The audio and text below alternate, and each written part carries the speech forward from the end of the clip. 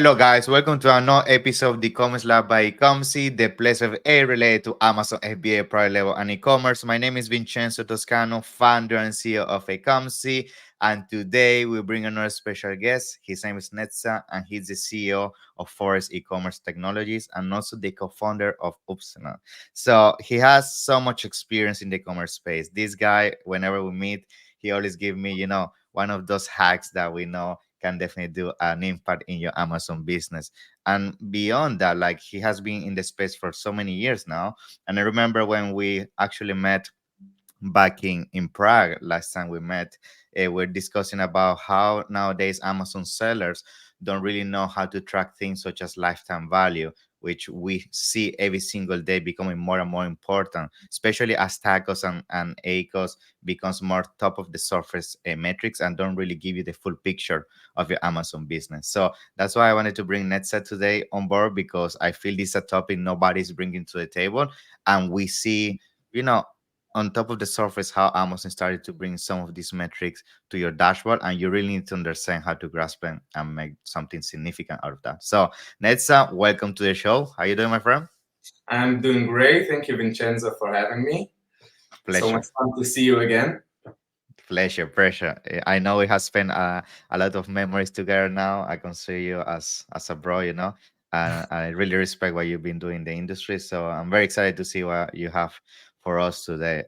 If you don't mind, just give us a little bit of background on yourself. I know you are serial entrepreneur. You've been doing so many things in the space, but try to give us the substance about who is Netza and how you're here now. Yeah, okay, fine. I've started Amazon business in 2015, 2016. It was amazing. I mean, The good times. there was times, it was amazing. You open a campaign, $10, $15 per day, Oh my God. Yeah. um, which is, you don't spend the whole amount. Yeah. Amazon can take out, and everything was exploding. It was amazing. But yeah, we saw Amazon from the place. It was amazing to launch products. Yeah. Um, we saw how it changed to a place that it's amazing to launch brands on. Mm-hmm. And there is a huge difference when you launch product and when you launch brand. Yeah. During the years, we had so many companies, so many platforms, tech platforms, tech companies, and also uh, we founded a company that is only trading on Amazon called Epsilon. Yeah. Nowadays, she's traded on the Israeli stock market. It's doing Oh, great. Last year, we sold something like $15-17 million. Um, I love the space. I love e-commerce. It's the yeah. passion, always to think different. I bring so many experience from other fields, such as technology and startups and business, which is what I do usually. Yeah. And, and yeah, anytime I go to any event, that I'm just asking questions. I just want to learn, Yeah. and you get things that are missing, that people in need, and they don't even know that they need it. Mm-hmm. I know. It's It's tough. Yeah, I know. I see that all the time, unfortunately. Like Amazon sellers, a lot of them they got caught into the old mentality of how they run the Amazon business, which is Amazon is the whole business, and they don't see it as a channel.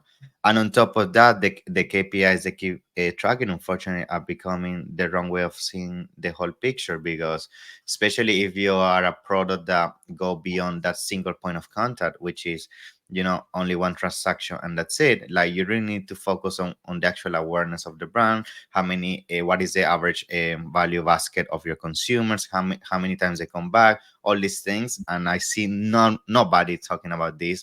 And let's be honest, that's how you run a brand. Like everybody that does this D2C, for example, all the metrics are around lifetime value. It's not about acres and tacos, right?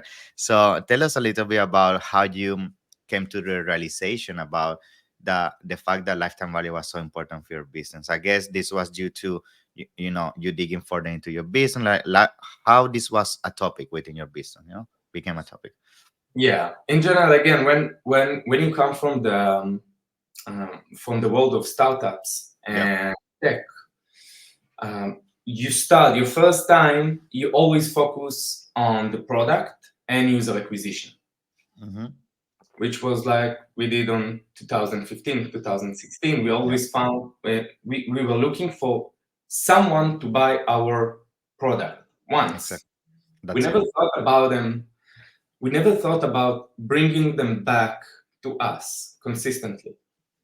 And during the last year, when Amazon added the option for subscribe and save, I'm always thinking about it, how to move from to be a first timer in startup and do user acquisition and think like a second timer startups that looking for retention. So that this transformation from user acquisition to retention, it's huge in the way your business is running. So whenever I'm talking with someone, hey, so what you do, Mm-hmm. what are you selling? All right, do you have a subscribe and save products? Because I Yeah. want to understand how big is this market of Amazon sellers that thinking about retention and how they work. What Yeah. are the methods that they are using? If I get the answer yes, so my first question is like, okay, and what is the lifetime value of your business? Yeah. I mean, your Yeah. product, what is the lifetime value of your Yeah. customers? And no one told me. No one. Yeah. It was insane. And I'm okay. So you have a brand of subscribe and save products, and you don't know what is the lifetime value. So Crazy. how, Yeah. how do you advertise? Yeah. How do you take a decision and about how do you take decisions about your budget? That Mm-hmm. the most basic stuff. Everyone Yeah. wants to see a beautiful Ecos. They want to see a beautiful tacos. If I know my lifetime value and it's good, and my product Yeah. is good, you can learn a lot about the quality of the product, Exactly. about how people react to it, if they love it. Because if they get it on a monthly basis for 5, 6, 7 months, your product is good. People are Yeah. connected to it, Yeah. I know. and they are looking for the 30% Ecos. I know. I know. And I'm like, okay, but you can have 120% Ecos, right? And Yeah. you still be profitable I have because seen that. your average lifetime value is 5, 6, 7 months. Exactly. I have seen that so many times. And it's good that you bring this example. I have seen accounts where the ACO sometimes is 50, 60%. The ACOS is tacos is 40, 50, and the ACOS is even higher. But when I go on the lifetime value, they do on average $300, $400 from a consumer. So even if your customer acquisition cost is $50, that means that you lost money on the first purchase. Then you're gonna make so much money in the long term. So it's a no-brainer to have a high tacos, but people don't comprehend that. It's like it's difficult. Yeah. And this is just it's just the basic. Yeah. Okay, when you manage your business properly and you follow the right KPIs, like the lifetime value, and then you can, and how many retention you have, how many retained customers you have. Yeah. If you have 500 repeating customers, you know that you will need 6,000 units for the rest of the year. Exactly. You can manage it. If you have 2,000, you're going to have 24,000 sales that you know that you are going to sell with zero expenses.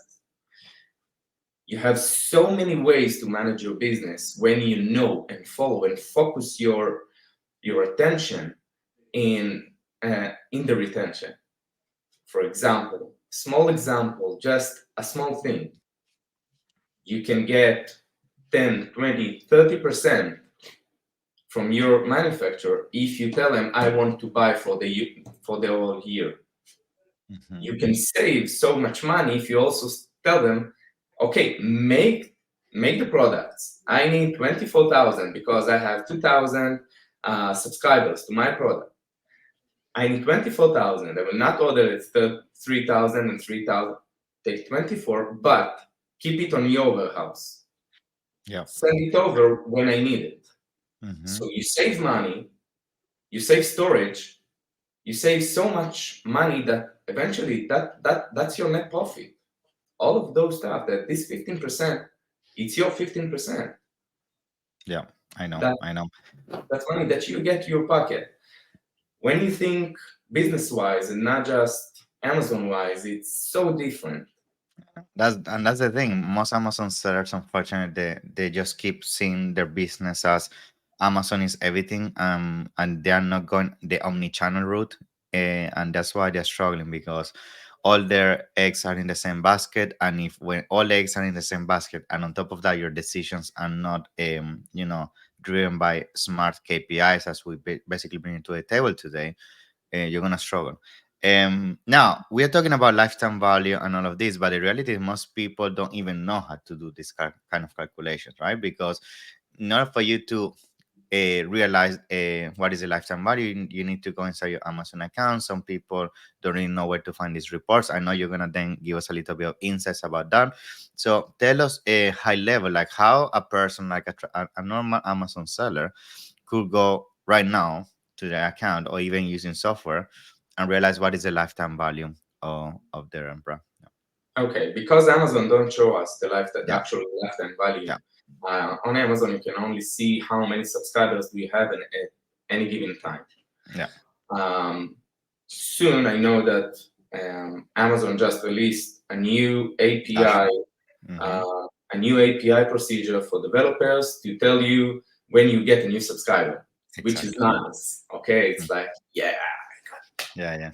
and that's the deal. That's Okay, gonna be good. I love it. Yeah, I got a subscriber. Okay, it's like 10 times better than getting an myself. order. Yeah, Yeah, so that's cool. I believe that soon you will see it around on some softwares. Um, I'm calculating it manually. I'm taking the order report. I'm going to tell you one of the things that no one is knowing, no one our aware of. hack. First time here in the Commerce Lab. It's not a hack. It's just something that you can see and check. Okay. Yeah. The email address, the Email the ID. hash, Yeah. the Mm-hmm. hash email address of the Amazon buyer, all right, that you can download from the order reports on Amazon Seller Yeah. Central. Even if you don't have a software or something, you can just Yeah. download it from Amazon Seller Central. The email itself is unique for each customer who buys from you. So instead of looking at it as a hashed email ID, this is the user ID. This is the customer who bought from you. So the only thing you do, you take this chart, couple of small calculations, Yeah. how many times this email address Good. appears Good. on on this table. And then if I have this email address 10 times, I have a 10-time buyer. I want to understand who is this buyer. I want to know why he buys 10 times. For subscribe and save products, it's amazing. Yeah, you can see it also for business products, such Yeah. as like one-time glasses, single-use glasses, or things for the office, coffee, capsules, tea, things that people are buying on a regular basis, consumable. Yeah. Also for supplements, you can see it. It's like Yeah. most of the people do subscriptions. And for And this one, out of curiosity, how far back you like to download these orders? Because I guess depending on the amount of data sample that you get, the more accurate is gonna be this assumption of your lifetime value. So, do you have a specific window of minimum amount of time you need to really have an accurate data for your lifetime value? that's a great question. Mhm. Yeah, minimum of 1 year. Okay. It's a minimum of 1 year. When we do it on our side, we take 3 years back. Okay. So we want to know what was the lifetime value for 3 years, for 2 years, for 1 year, for 9 months, 6 months, 3 months. We want to calculate everything and see also what changes that we made, how did it affect our lifetime value. For example, Mhm. instead of writing um, 30 pack um, coffee capsules, we write 30 happy mornings Mm, interesting. and on our title. So on our images, the image is not just the coffee capsules. When you think about in the A plus content and everything, you show how people are getting it on a monthly basis. That the delivery guy gives Yeah. the coffee capsules on in front of the Mm-hmm. the entrance, Yeah, and yeah, yeah. she's like surprised. It was like a Mm, gift, right? It's like a gift. You did not expect that, even though you have the subscription. But hey, I just got my coffee for the yeah, rest of the month. that's So good.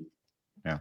so when you see the differences, and then you can place changes that you've made in order to get more retained customers and not in user acquisition. So 3 years, it's great to have because you can see about changes that you know that you've made before. Hmm. Um, but the minimum is 1 year. In one Okay. year, you can say how many times a customer bought my product in the last year, and then Exactly. you calculate it twice because you Hmm. need to have two results. You need to know what is the lifetime value for repeating customers Yeah. when you focus yourself on acquiring subscribers, and you need to know what is the lifetime value for all of your customers, Exactly. including Yeah. the ones. Yeah.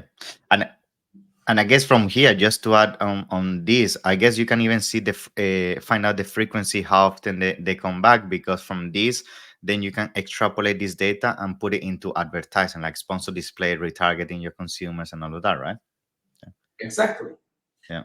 Yeah. Exactly. So if you have a one time purchase, okay, if Hmm. someone just wants to try your product, Hmm. you have a 30 pack of coffee capsules. So you want to target him and tell him, hey, did you enjoy my coffee? Here is 25% subscribe. Hmm. Here is Yeah. 20% subscribe. He Yeah. gets the discount. You don't pay more for the advertising, and you stand on Ecos Yeah. of 20% stable. Yeah. Yeah. And I think the beauty of save and subscribe, which happens to me, um, is that most people, once they go inside subscribe and save, they let it go. Like most people don't remove it. Even myself have so many things right now, my subscribe and save, that I don't use anymore, because that aggressive discount that you get hooked on, right? Yeah, And then yeah, it's pretty much free money for a company, because we're discussing this as well. The most expensive thing for a brand is customer acquisition. So if you're able to overcome that only once, and then you keep them inside the loop, it's like that's how you keep growing the brand successfully from there, right? And focusing only on tacos and egos, and all that, so yeah. yeah. We need always separate the Amazon KPIs, which is it's important Yeah, to of track. course, of course. Yeah, basically people managing businesses of multi-million dollars following those KPIs. Yeah, yeah, My question is, what will happen if those businesses exactly. will follow the right KPIs, the right business KPIs? I'm not inventing anything. This is the most The basic basics. KPI that I'm using for years on my platforms. Yeah, When you have a SaaS software, you need to understand what is the lifetime value, because I need to know how much it's I all can about that. for Yeah, yeah, acquiring a subscriber. It's so basic, yeah, yeah, I know. and I'm not inventing anything. For most of the people that are in the business, also outside of Amazon, it will sound like, okay, what is this basic stuff? And I mean, it's so basic. But when you get it to an Amazon seller, which is selling $2-3 million a year, and Mm. it doesn't know that, we have a problem. So that we are here for those people today. Yeah, exactly. Now, something I want to bring to the table as well is that now doing some brainstorming, this could be even a good way to do market research before you jump on a market, because now you can know in advance if a market is worth entering or not based on what potentially could be the lifetime value, because then you can do some projection of this the lifetime value I could get if I get X amount of user, this how much money I can deploy for advertising. So I know you have some strategies with some tools when it comes to doing some market analysis when it comes to that. So what is usually your technique when it comes to that? When we are talking about market analysis, we will move on to the next subject, Yeah. not through lifetime value specifically. Yeah. It's just another KPI that I feel and I see in the field that people are using wrong, Hmm. which is a market volume and market share. There are not Yeah. many platforms that can actually give you the right way of doing it. The Okay. only platform that I know that is actually working, that you can use it, it's the market tracker in Helium 10, Yeah. which is very simple. And if you ask them why you do that, it's because it exists. And if it exists, so maybe you need to use it. But why um, and how to increase your sales Mm-hmm. with this information, how to prevent yourself from losing sales using this Mm-hmm. information, no one is talking about. And Yeah. I'll give some examples. Yeah. Just for those of you who doesn't know what Yeah. is a market volume and market share. Okay, the Yeah. Yeah. market volume is the total sales, okay, of all of your market. What is a market? Mm-hmm. We'll define it in a little bit, but the total sales of all of the competitors, including you. The market share is your share of the pie, Yeah. your slice. Yeah. So if you have a market volume, usually it's in dollars, in US Yeah. dollars. For example, if we are on Amazon.com, so I have 100,000 a market volume per month. The market volume per month is 100,000. If I'm selling 1,000, I have 1% of market Yeah. share. Yeah. So those are the basics. I believe most of you Yeah. following it. And as we talked at the beginning, we were talking about the moving of Amazon being a product platform to a brand platform. Exactly. You Yeah. could see that with the brand analytics And all and the tools. Yeah. and Mm-hmm. the trademarks and everything and all of the tools. They support brands, not single products, not white label Even products. their events, you see all Amazon events now, it's all about enterprise brands and all of that. They don't talk about the small guy anymore. Yeah. Exactly. And you could see that on 2017, you could already see Yeah. Yeah. that Amazon is aiming to get more brands than products. Yeah. They want Amazon wants to change the mindset of AliExpress that you don't care about the brand, you get just the white label product, Exactly. with a sticker on it. AliExpress, Temu, eBay, all as well. She wants brands. She wants also small sellers to be brands. They want to detach from the feeling, which is the bad press they've been having, that everything is from China, cheap, and all of that. Yeah, essentially. Yeah. Mhm. Exactly. Yeah. Not more of the same. When you Yeah. scroll from page 1 to page 2 on Amazon, you usually see different things and Yeah. Yeah. beautiful things. Okay, you Mm-hmm. can see beautiful products out there because they're branded properly. Now, if you are a brand in a competitive landscape, what is your goal? To make more sales, obviously, but it's always versus your competitors. Exactly. And we will talk about that. I think it's the biggest danger for Amazon sellers that don't track their market share. Okay, I think there's huge Yeah. danger, and we will get there. We will get there soon. Yeah. But as a brand, I want to know my market share. Coca-Cola, you think she cares about how many units she sold this year? What would Coca-Cola prefer? To sell 10 times more, but lose the market leadership in the space, or sell just the same and have 44.9% in Yeah. 2000 in the Yeah. US, 44.9%. Yeah. This is the Yeah. domination of Coca-Cola. Pepsi has 25.4. Yeah. So, and another 30% for all of the others. Mm-hmm. So I'm brand. I want to lead the market. I want to Yeah. crush it. I want Yeah. to absolute crush the market by Yeah. gaining as much market share as possible. Not only for my Coca-Cola, not only for my Sprite or against Pepsi or against 7-Up. I want to dominate the market completely. 44% of all of the drinks, soft drinks in the US, I want to get those 44%. Not for Yeah. specific product, for my brand as well. Yeah. And specifically for each product, it's the under level. Now, on Amazon, it's a little bit different. Okay, because you have so many kinds, and it's more like search. You have so much search. People want something specific. When Yeah. you search for a drink, you search for Coca-Cola for what you like. But when Yeah. you're looking for a gift for your dad, you're looking for gifts for dad, Yeah. for example. Exactly. Now, let's pause and define our markets. What is my market? How do I do that? I'll give an example for one of my brands. I'm selling whiskey stones. Mm-hmm. And once we started think differently, we started thinking, who buys whiskey stones? I love whiskey. You know that. Yeah. I love whiskey. I've never bought myself a whiskey stones. Never thought about it because I love the whiskey my way. Yeah. Yeah.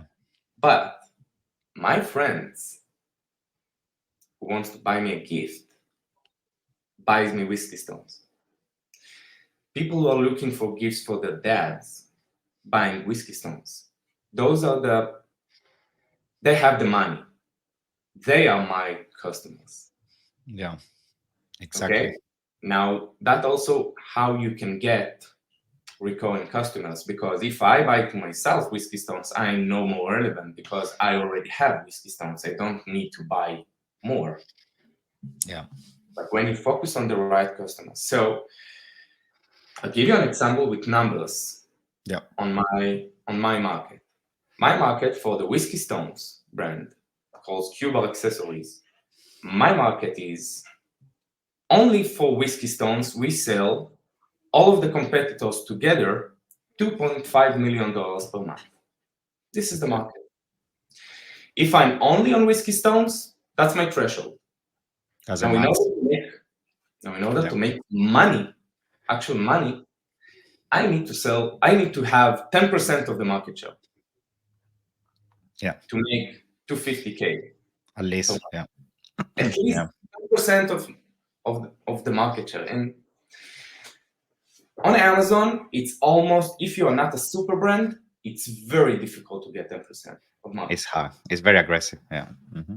Unless you have, 100,000 reviews and you are dominating brands since 2014, 13, you can reach those numbers.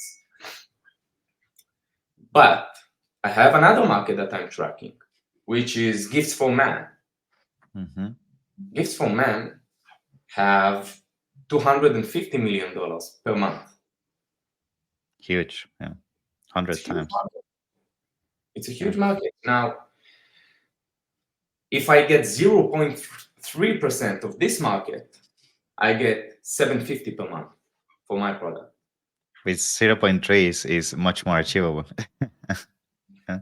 If you think about it, okay, only Yeah. 0.3 in this market when I know my persona, I can get there. But I have my middle market, my right market, my exact defined market, which is gifts for men in the same price range, like $5 above Mhm. $5. That's in products who are $30 per unit, Yeah. including all of the Whiskey Stones competitors. And then I have a market that I can compete, I can grow, I can crush the competition, and no one knows about it because I'm not in the space with my competitors. Yeah. This market has $25 million per month.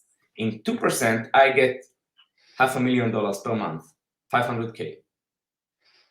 in this specific market, when I target it, when I go for it, and I know what is the space, who I'm competing with. I'm not looking about this whiskey stones or this whiskey stones. No, I'm looking also for cigar cutters Exactly. Yeah. ones. I'm looking for socks. Bring me a beer socks, Yeah. stuff like that. Things that you buy to your dad. Yeah, I know.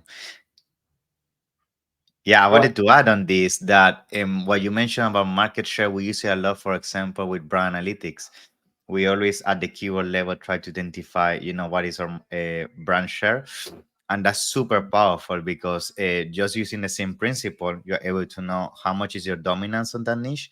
And on top of that, if you actually overperforming, underperforming, and based on that, adapt your PPC optimization idea. So here is the same principle, but more at the high level.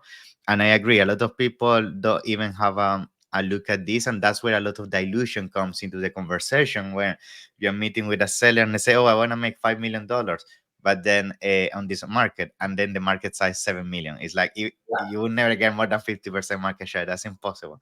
So it's good that you bring this to the table, because that sometimes is very important metric to really understand what's the ceiling.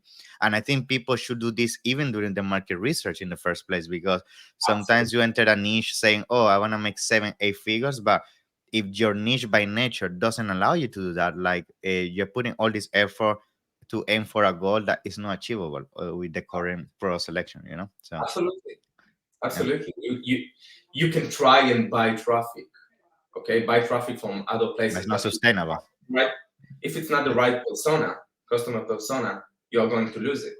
Now, Yeah, Amazon gives so many tools nowadays yeah, to educate the sellers market how to act as a brand, yeah, how to recognize the persona, how to retarget, how to remarket. They do everything. That with the DSP, you have everything you need in order yeah, to get people back to you and be to dominate your market yeah, yeah. with AMC and DSP Oh, it's and the magic. way Yeah, to track everything and all of the tech that you have outside. You can do everything. You can dominate any market if you just know what is your right market. yeah, Now, if I'm getting 2% and I make five 500K, yeah, all of my competitors together do 2.5 million. You understand that the only way to increase your sales on Amazon when you reach the ceiling is just to expose yourself to different yeah, markets with to different categories by the user persona. yeah. It's a again basic stuff.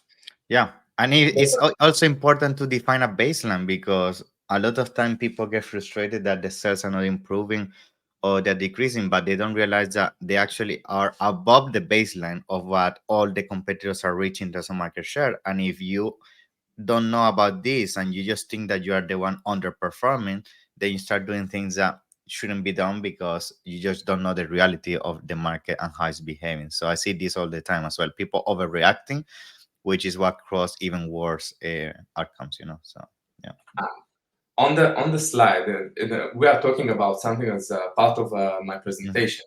yeah, The next slide of the presentation, after we talk about the market, is like so many screenshots of questions on Facebook groups. Like, anyone else has a decrease in its sales? exactly. Yeah, And ba- just for you to understand, the whole thing starts from this one because I couldn't understand. You sell puppies, I sell whiskey stones. How can you ask me this question and think that it's related yeah, yeah, to? It's not the way. Now, let's say you have a drop in sales, all hmm, right? Before you act, you need to check if you are losing competition or not, and then act. exactly. Because if your competitors have four competitors have Lightning in at the same day, most of the traffic goes there. You have a larger market volume because they drive traffic from different sources. You Yeah, have a bigger market volume for this specific day, you can say, all right, in 4 days, they will stop. I'm going to be back. I will lose market share, but I know why. Mm-hmm. You can do yourself a deal. You can set yourself to a deal a day Mm-hmm. later, or do whatever you want. But the problem is that people are taking actions without understanding why they have drops in sales. And you can know that only by understanding your market share and your market volume. Just take action or don't take any action. But you need to know why. Searching on Facebook group and someone will tell you, yeah, No. I also have a drop in sales. He's in fashion, all right? He sells like women's shoes. He sells puppies. I sell whiskey stones. Yeah, it's We crazy. all have a drop in sales. So 3 sellers from 4 million active sellers on Amazon, they say, okay, so Amazon has less traffic, right? This is the perspective. Yeah. If everyone says, no, we have the same sales as before, he's sure that something that he's doing is wrong. Yeah, for sure. Follow the market share. If you're losing market share, be scared. And that's what I'm going to talk about. That's not the danger, all right, when you have a drop in sales, because it's a wake-up call, right? Yeah. Mm-hmm. I call it the honey trap. Okay, like it. Okay, this is the it's my phrase, Love trademark. it. Trademark here. Here we have the proof in video. Okay, I call it the honey trap because you are in a serious problem and you're so happy. And how does that happen? It happens when you have stable sales, Mm-hmm. or even worse, your sales increase. Spikes, yeah. Mm-hmm. You increase on a monthly basis. You increase, but you are losing market share. And in Prague, there was someone that was on the stage and he came to consult with people. And he said, suddenly, I had a drop in sales. Okay, why? And I could not recover it. Why? Mm. I had great sales before, right? I was growing consistently, and then a drop in sales, and I'm done. That happens when you have more sales because the market gets more traffic, but your competitors crushing you, and your market share goes down. Yeah. More people are interested in your product, but they bought your competitors' products. And you don't know it because you don't track it. You don't know. Suddenly, you have a problem, right? You have a drop in sales. Because eventually, your competitors are obviously better than you. In Conversion and everything. Yeah. in everything. They convert more. They get more money from this traffic, from those searches. People are looking for your product, and eventually they choose to buy your competitors. Some of them, small part of them, also buy from you. It's enough to increase your sales, but But it's it's not not enough. winning the competition. You're in a competitive landscape. Mm-hmm. And this is the most dangerous part of being an Amazon seller. If you don't track it, suddenly you will have a drop in sales, because eventually it will hurt your product. It will hurt your brand because you're not doing it. Because it reaches a point that your history of in terms of conversion and sales, it becomes on so much under average of what the competition was doing for the last month or so, that then it's to Amazon does the big shift into rearranging all the pros based on performance, and that's where you go very down, and that's where your sales drop. And the thing is not even market share. Sometimes people don't even know that the competition being very aggressive with external traffic, things like that, and you think nobody's doing it, and then that's where The you get the beautiful big thing hit. is, that even if they get external traffic, all right, if you track it, you know that they drive traffic. Mm-hmm. Now you have a very simple way of catching traffic, all right, that people are paying. If I'm paying for Google and I drive people from Google to my product page, I still have the option and chance to advertise in your face. Yeah, yeah. But you can't know that because you're happy. You're so happy. My account is growing on a monthly basis. Why should anything, what could be wrong Mhm. if I'm doing? If you had a Shopify store and your sales were increasing on a monthly basis, I will tell you, listen, you're doing great.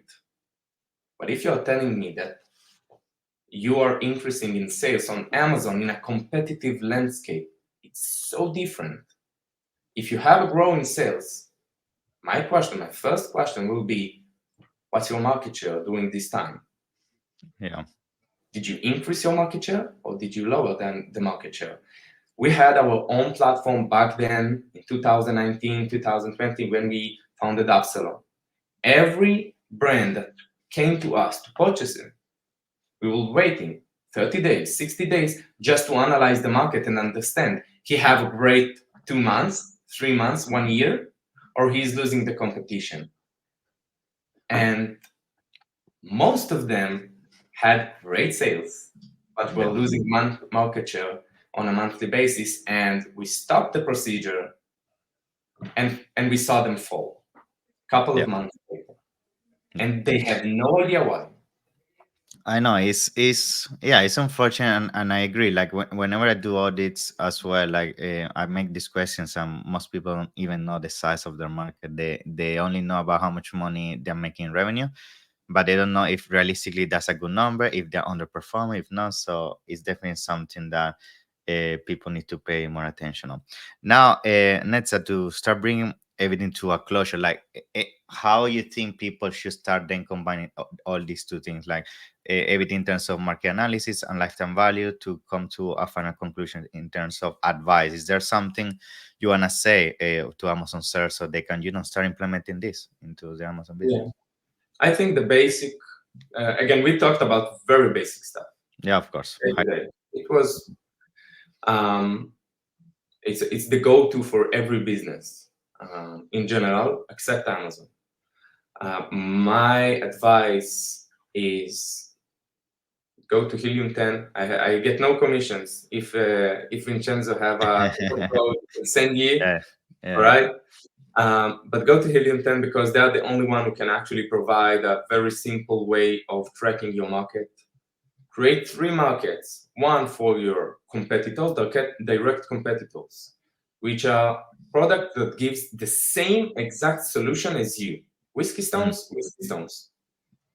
Add, create this specific market. Then think about your customer persona. What products will they buy if you have some? All right, not everyone can do that, but for example, glasses can be also for gifts and also for a kitchen, home and yeah. kitchen for yourself. Um, get a broad market, Mm-hmm. huge market that you as possible, and then think how small cut do you need to take from this market for crushing the competition, and then create the real market, your real market, which is all of your exact competitors plus products on the same price range, just as we talked before on the whiskey stones. Roll back if you don't remember. Yeah. This is that's my tip. Awesome. Be careful while watching your market share. Aim to get as much market share as possible because in competitive landscape, this is the right KPI to track, not sales. Exactly. Regarding lifetime value, once you have the number, you can do it. I know there's a platform called Nozzle, right? And Mm-hmm. also a platform Vincenzo. Do you know the other one? Trailing also. Trailing Okay. also though. Yeah. You can Mm-hmm. try those platforms. I didn't try it. We do it by ourselves. Mm-hmm. But you can try it. Go there, find your lifetime value, and start thinking about first of all, how to increase retention if you have subscribe and save products or just products that can be purchased more than once, follow-ups, inserts, coupons for next purchases, increase the average order value by giving 10% for the second product, 20% for third product, all of the gimmicks that Amazon gave us Yeah. so many years ago. All right. And start aiming to get retention. If you don't have subscribe and save products on for your brand, your next launch, start think what product people can actually buy over and over and over again from you that is related to your brand. So you can also hook them with user acquisition on specific product and then get them to Very retain good. using the lifetime value. So those are two tips, Awesome. small tips, basic stuff. If you have any questions, so again, feel free. Yeah. Yeah, Thank you, Netza. It's been a pleasure to have you. And even if you say they are basic, like you will be surprised nobody's doing them. So please take action on these guys. Like as the market gets more and more competitive, you need to be on top of this. Yes, feel free to reach out to Netza. Like he's very, open. He's always willing to help, and he has amazing experience when it comes to this. I'm gonna put all the information down in the description for all of you guys. In the meantime, Netza, thank you so much for being on the show and sharing your wisdom with us. And I can't wait to see you soon at some of the upcoming events. Yeah. thanks. Thank you so Thank much. Have a nice one. Bye bye. See you. you. Bye.